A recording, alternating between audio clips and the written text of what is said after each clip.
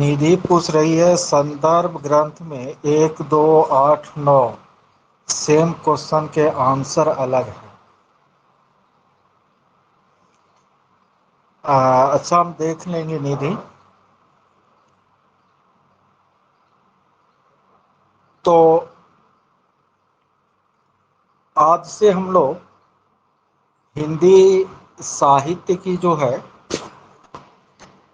नियमित कक्षा प्रारंभ करते हैं। और सबसे पहले हिंदी साहित्य का जो इतिहास है उनको हम क्या करेंगे, बताएंगे आप लोगों को। रात में जो क्लास हुई थी तो उसमें आप लोगों से मैंने बोला था कि ये लगभग 340 पेज का पीडीएफ है और 50 पेज प्रत्येक दिन के हिसाब से आप लोगों को पढ़ना है। और ये बात पूरी तरह दिमाग में अटा लीजिए, सुन ना। ये आपको एस्टेट का जो 5 दिन में पढ़ के आपने पास कर लिया, ये बीपीएससी का एग्जाम होगी। हालांकि बहुत ज़्यादा हिंदी विषय में कंपटीशन नहीं होगा, लेकिन उतना भी कम नहीं होगा, मॉडरेट कंपटीशन होगा। ठीक है। और आपको इसके लिए तैयारी पुरजोर तरीके से करनी ही पड़ेगी। देखिए। सर हाँ हाँ, कहिए।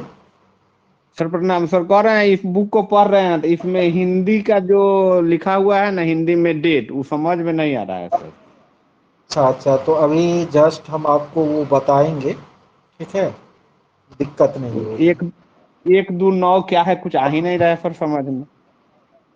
सीधा है, हिंदी का जो अक्षर है आपको, ये आपको एक इस तरह से होता है, दो इस तरह से, तीन इस तरह से, हिंदी में चार ऐसे होता है, पांच जो है ऐसे होता है, छ ऐसे होता है न, सात जो है ऐसे होता है न, छ के जैसा, आठ जो है ऐसे, सॉरी हम भी भूल गए हैं लिखना, आठ ऐसे होता है, नौ ऐसे होता है, 10 ऐसे होता है। ये आपको हिंदी का अक्षर है। तो आगे जब वो आएगा तो फिर आप लोग कंफर्म हो जाइएगा। देखिए, साहित्य जो होता है ना, वह समाज का दर्पण होता है। साहित्य समाज का दर्पण होता है। और साहित्य हमेशा देश काल और परिस्थिति से प्रभावित होता है। जिस समय की जो परिस्थितियां होती है समाज की, उनका उल्लेख जो है वो साहित्य में होता है और साहित्य पर उनका व्यापक प्रभाव पड़ता है। साहित्य जो है वह नदी के प्रवाह की तरह होता है, जो निरंतर आगे बढ़ता है, यह कभी आपको रोकता नहीं है। यदि हम हिंदी साहित्य की बात करें तो इनकी जो शुरुआत है वो आपको मध्यकाल से होती है। यानी भारत के इतिहास का जो मध्यकाल है वहाँ से आपको हिंदी साहित्य की क्या होती है, शुरुआत होती है। हालांकि अभी आप जिस रूप में हिंदी को देख रहे हैं, यह रूप आज से 200 साल पहले आई थी मात्र। उससे पहले हिंदी का जो स्वरूप था वो स्वरूप क्या था, अलग था। देखिए, हिंदी साहित्य का जो इतिहास है, इसको लिखने के लिए कई विद्वानों ने प्रयास किया। हम लोग एक एक करके उनको आगे पढ़ेंगे, लेकिन सबसे सफल प्रयास इसमें आचार्य रामचंद्र शुक्ल जी का रहा। देखिए, आचार्य रामचंद्र शुक्ल ने हिंदी साहित्य के इतिहास के काल विभाजन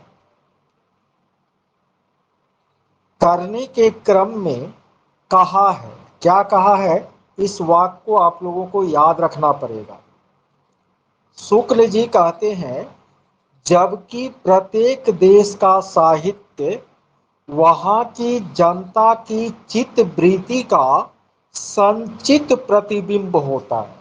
जबकि प्रत्येक देश का साहित्य वहाँ की जनता की चित्तवृत्ति का संचित प्रतिबिंब होता है, तब यह निश्चित है कि जनता की चित्तवृत्ति के परिवर्तन के साथ साथ साहित्य के स्वरूप में भी परिवर्तन होता चला जाता है।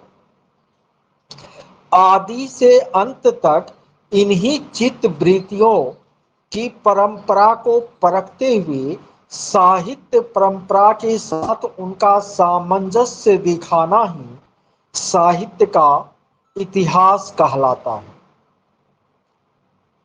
क्या कह रहे हैं शुक्ल जी इन कथनों के द्वारा? वह कह रहे हैं कि प्रत्येक देश का साहित्य वहाँ की जनता की चित्तवृत्ति का संचित प्रतिबिंब होता है, और जनता की चित्तवृत्ति में जब परिवर्तन होता है तो साहित्य में भी परिवर्तन होता है। अब इसको उदाहरण के द्वारा आप समझिए। आप यदि वीर गाथा काव्य के किसी कवि की रचना को पढ़ रहे हैं,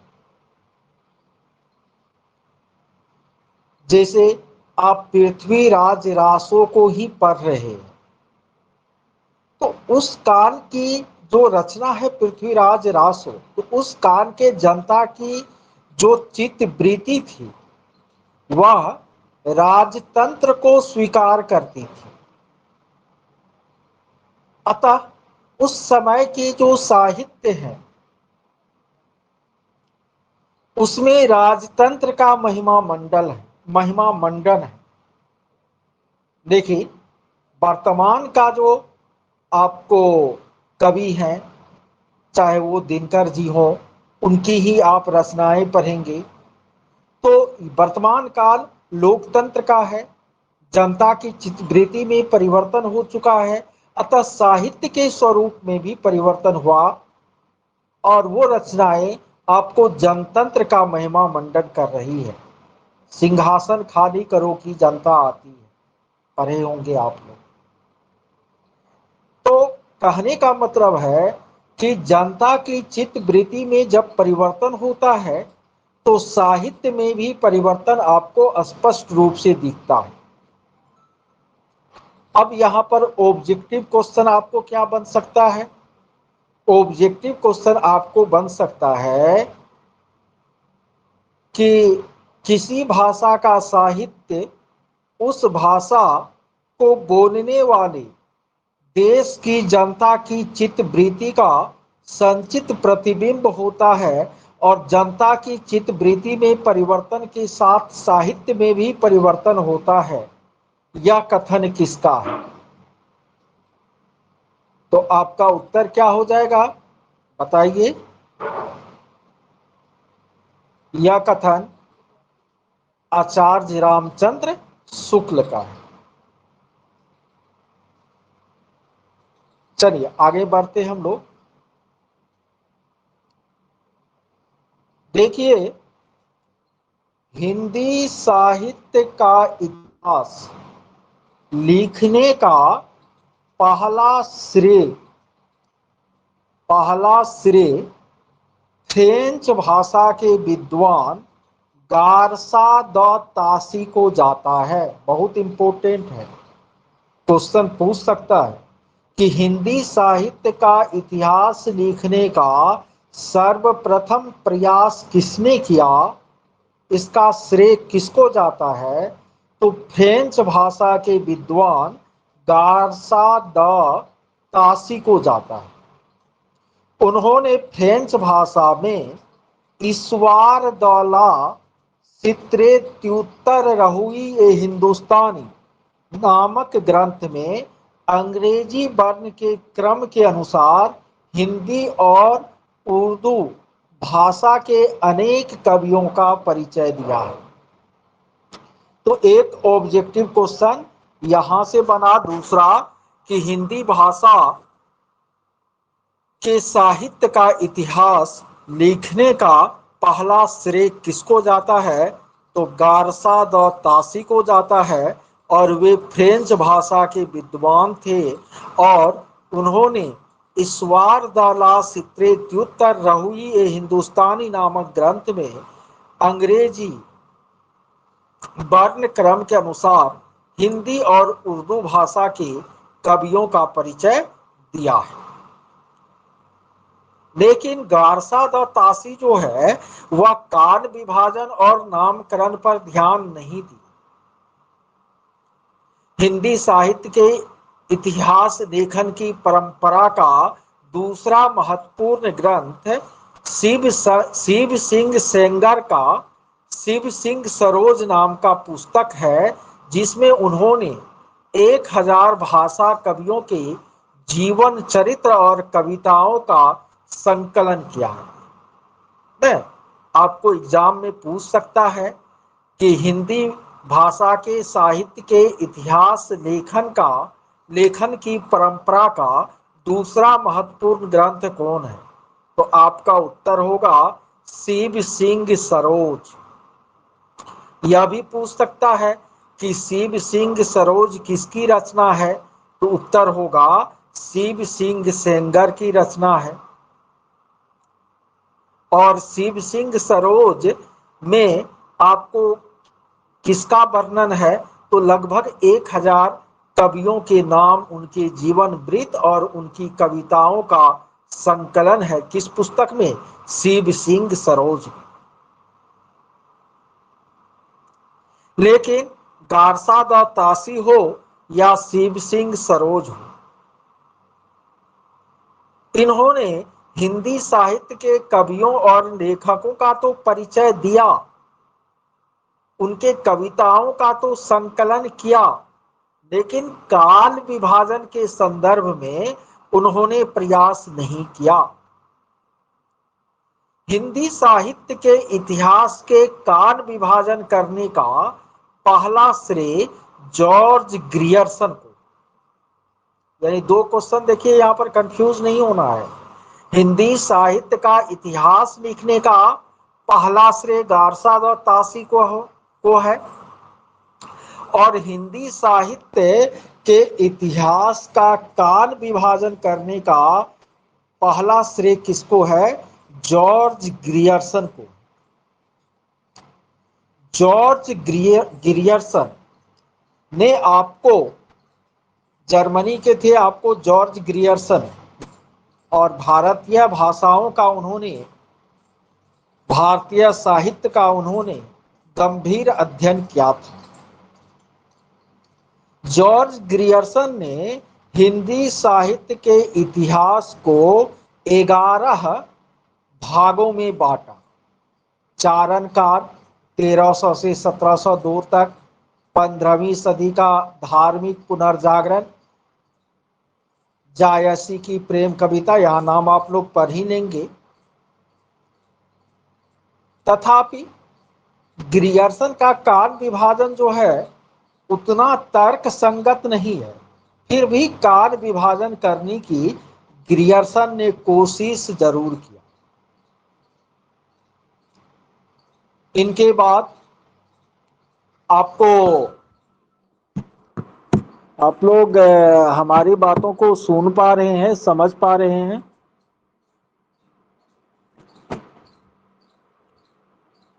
बेहतर तरीके से।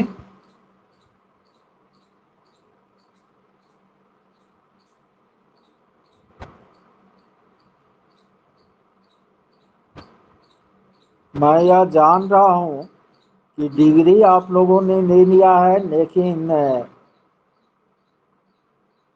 हिंदी का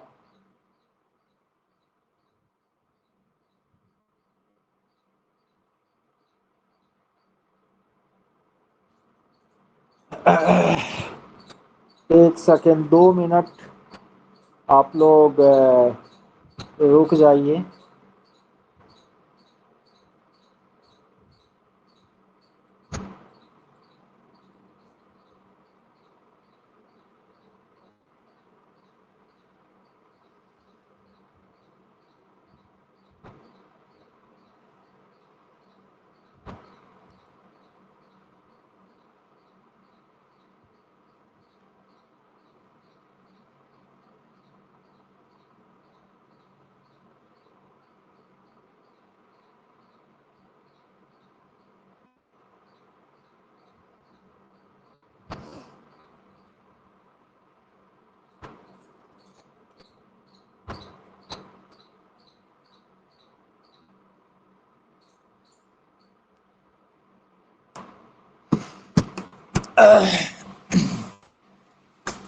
चलिए हम लोग आगे बढ़ते हैं। देखिए, हिंदी साहित्य के कान विभाजन का जॉर्ज ग्रियर्सन के बाद मिस्र बंधु ने प्रयास किया। अब यहाँ पर एक शब्द आया है मिस्र बंधु। आप लोग जानते हैं कि हिंदी साहित्य में मिस्र बंधु किसको कहा जाता है? बता सकते हैं कोई?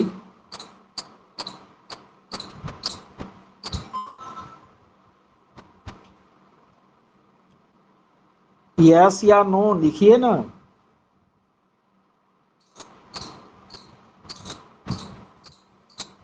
ओके, देखिए हिंदी साहित्य में जो मिस्र बंधु है, 3 भाई थे आपको। एक थे गणेश बिहारी मिश्र, कॉपी कलम साथ रखे हुए हैं ना? एक थे गणेश बिहारी मिश्र, दूसरा थे आपको श्याम बिहारी मिश्र। गणेश बिहारी, श्याम बिहारी, और तीसरा थे सुखदेव बिहारी मिश्र। 3 भाई थे आपको, गणेश बिहारी मिश्र, श्याम बिहारी मिश्र और सुखदेव बिहारी मिश्र। ये तीनों भाई जो है, जब भी हिंदी साहित्य की रचना करते थे तो साथ साथ करते थे, तीनों मिल करके करते थे। कौन कौन? गणेश बिहारी मिश्र, श्याम बिहारी मिश्र और सुखदेव बिहारी मिश्र। ये 3 सहोदर भाई थे और जब भी आपको रचना करते थे तो तीनों मिल करके करते थे, तीनों आपको रचनाकार थे। इसीलिए इनको हिंदी साहित्य में मिस्र बंधु कहा जाता है। और इन तीनों मिस्र बंधुओं ने आपको 2 प्रमुख रचनाएं की है। एक है आपको मिस्र बंधु विनोद, मिस्र बंधु विनोद एक गो रचना का नाम है, और दूसरा का नाम है हिंदी नवरत्न, हिंदी नवरत्न।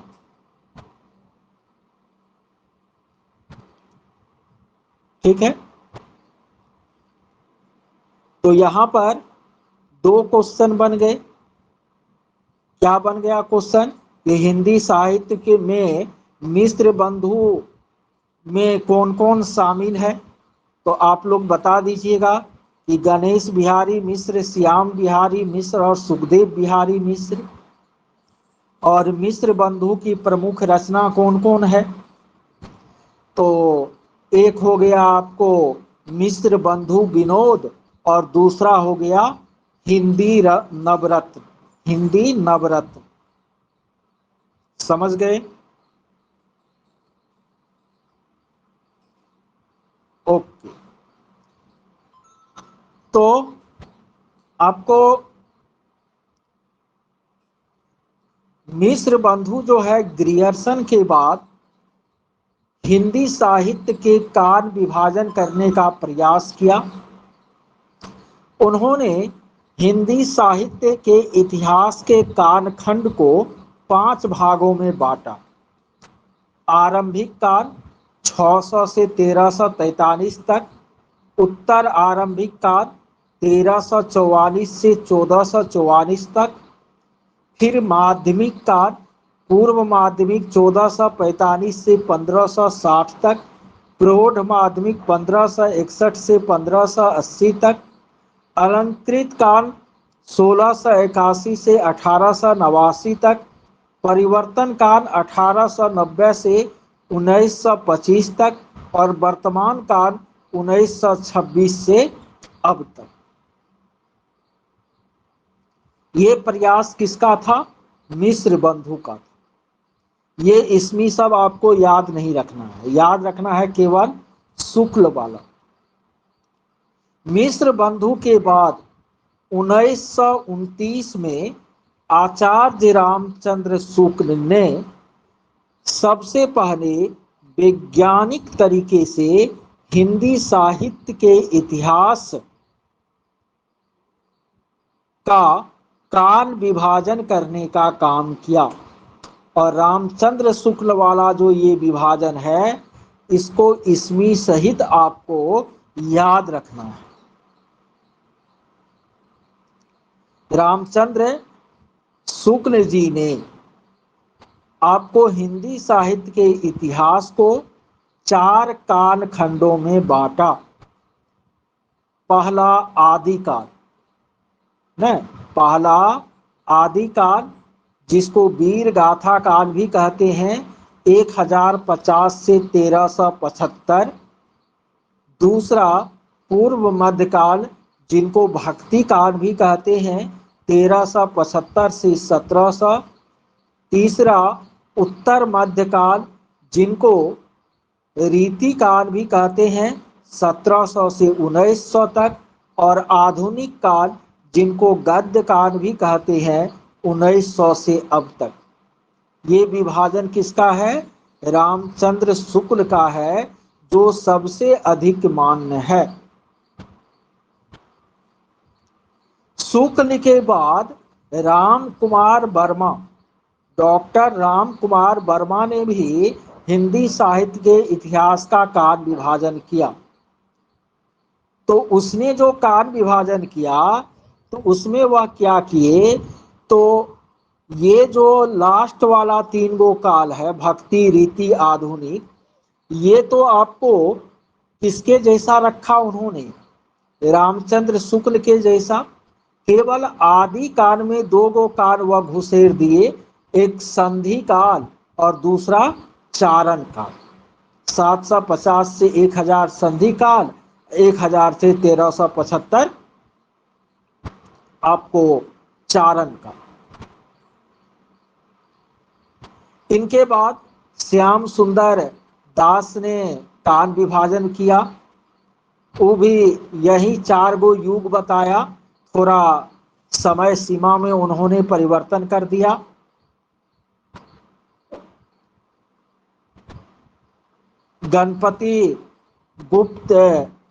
गणपति चंद्र गुप्त ने भी काल विभाजन किया, लेकिन इसमें केवल रामचंद्र शुक्ल वाला आपको याद रखना है। ठीक है। नगेंद्र, डॉक्टर नगेंद्र ने भी काल विभाजन किया, सब दिया हुआ है। अब है हिंदी साहित्य का नामकरण। ये चीज आपको याद रखना है। ठीक है। देखिए, हिंदी साहित्य का जो पहला कालखंड है, वह 10वीं से 14वीं सदी तक है। यानी 14वीं सदी, रामचंद्र शुक्ल उसको 1050 से 1375 बोलते हैं। कुछ जो है उससे पीछे चले जाते हैं, तो 14वीं सदी यानी 1400 ईस्वी तक का जो कालखंड है, उनका नामकरण अलग अलग विद्वानों ने अलग अलग किया है। यानी हिंदी साहित्य के प्रारंभिक काल को अलग अलग विद्वान ने अलग अलग नाम दिया है, इसको रटना पड़ेगा। जॉर्ज ग्रियर्सन ने हिंदी साहित्य के आरंभिक काल को चारण काल कहा है। क्या कहा है? चारण काल। मिस्र बंधु अभी बताए थे, गणेश, श्याम, सुखदेव, इन तीनों भाई ने शुरुआती काल को प्रारंभिक काल कहा है। रामचंद्र शुक्ल जो है, इनको वीर गाथा काल नाम दिया है। राहुल सांकृत्यायन इस काल को सिद्ध सामंत काल नाम दिया है। महावीर प्रसाद द्विवेदी इस कान को, हिंदी के शुरुआती कान खंड को बीज वपन कान नाम दिया है। विश्वनाथ प्रसाद मिश्र इसे वीर कान नाम दिया है। हजारी प्रसाद द्विवेदी इसे आदि कान नाम दिया है। डॉक्टर राम कुमार वर्मा इसे संधि कान या चारण कान कहा है। अब आपसे प्रश्न यदि किया जाए एग्जाम में कि आचार्य रामचंद्र शुक्ल ने हिंदी के शुरुआती कान खंड को क्या नाम दिया है, तो आपका उत्तर क्या होगा?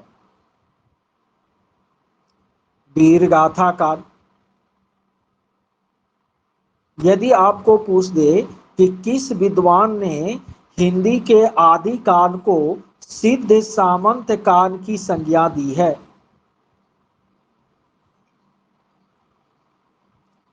तो राहुल सांकृत्यायन ने।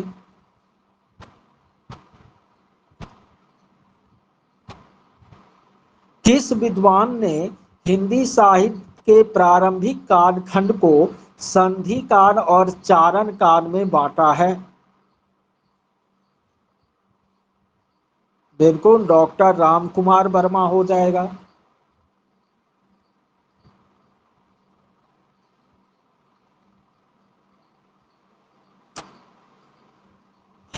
तो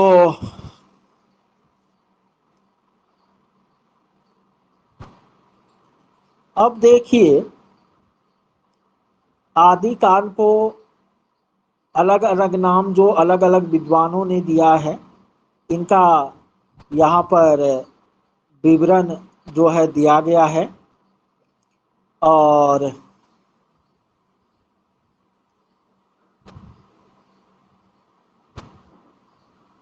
इनको आप लोगों को क्या करना है, पढ़ लेना है खुद से। अब जो है हिंदी साहित्य का जो दूसरा कान खंड है, जो दूसरा कान खंड है, ठीक है, जिसको कोई रीति कान कहते हैं तो कोई पूर्व मध्य कान कहते हैं, इनका नामकरण भी अलग अलग विद्वानों ने अलग अलग किया है।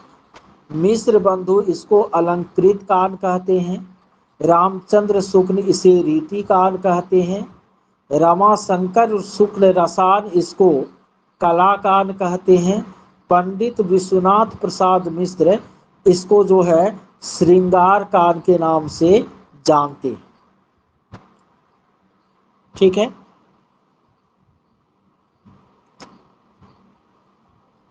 ये दो कानखंड हो गए। तीसरा जो कानखंड है, ठीक है, सॉरी, ये जो दूसरा कानखंड था वो भक्ति कान का था। किसका? भक्ति का। और तीसरा जो कानखंड है वह हो जाएगा रीति कान, और चौथा जो कानखंड है वह हो जाएगा आधुनिक का।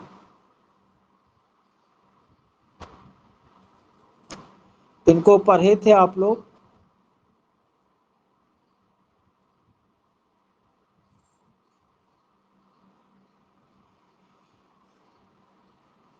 कितना पेज तक पढ़ लिए हैं आप लोग?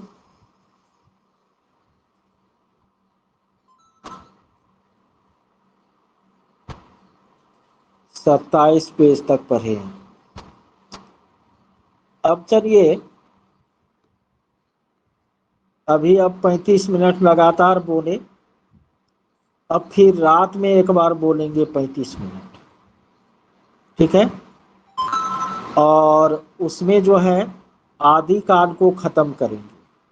अभी जितनी बातें हम बताए हैं, जिस जिस चीज को फोकस किए हैं, उसका आप लोग क्या तैयार कीजिए, नोट तैयार कीजिए, कर लीजिएगा अपने से तैयार।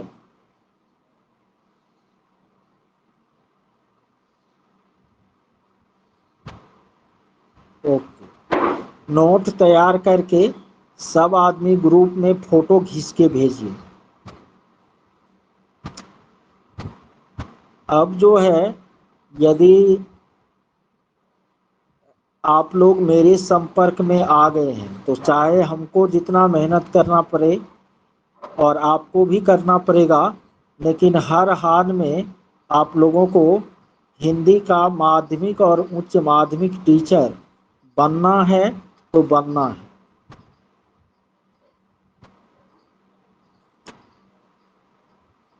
तैयार है ना आप लोग?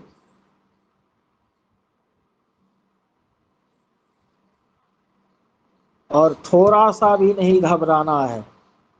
जहां से क्वेश्चन बीपीएससी उठाया है उस सारा चीज हम लोग पढ़ेंगे और अच्छे मार्क से पास होंगे। सर हाँ, अब ये सर व्याकरण भी हम बहुत कुछ नहीं जानते हैं सर। व्याकरण की क्लास भी लेंगे, टेंशन मत सर लीजिए। जी सर ठीक है। हिं, हिंदी में सीट कम है, सीखा तो विद्यार्थी भी ना कम है। शोषण में कहाँ सीट है? 1922 गो सीट पर जो है 65 गुना उसमें जो है विद्यार्थी हो।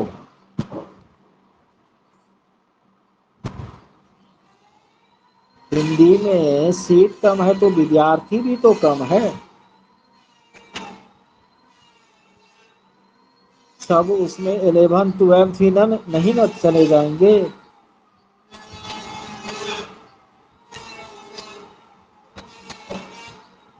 अब तो सीट का डाटा अभी याद नहीं है, लेकिन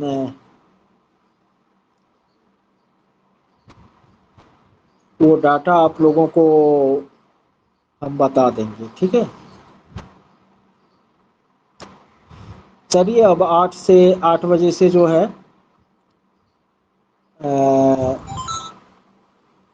जनरल वाला होगा और